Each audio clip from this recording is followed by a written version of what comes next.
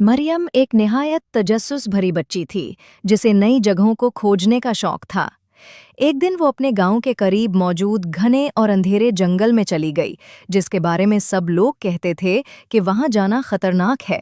दरख्त इतने ऊंचे थे कि सूरज की रोशनी भी अंदर नहीं पहुंच पाती थी, और हर तरफ अजीब सी खामोशी छाई हुई थी। मरियम जरा सा डरी, लेकिन उसके दिल की जुस्तजू ने कदम आगे बढ़ा दिए। वो कांटों और पत्तों के दरमियान से गुजरती गई, हत्ता के एक खुली जगह पर पहुंची, जहां रोशनी के गोल दायरे के अंदर एक शानदार मगर छुपा हुआ महल नजर आया। महल की दीवारें नेलगो पत्थरों से बनी थीं और उन पर बीलें लिपटी हुई थीं, जिन पर चमकती कलियां खुल रही थीं।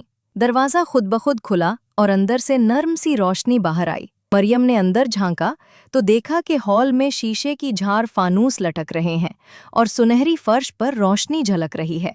ये महल ऐसा लग रहा था जैसे बरसों से सो रहा हो और किसी के इंतजार में हो। मरियम ने सोचा कि शायद ये इसके लिए एक राज है जो दुनिया से छुपा हुआ है। इस दिन के बाद इसके दिल में हमेशा ये एहसास रहा कि हर अंधेरे जंगल में एक रोशनी छुपी होती है।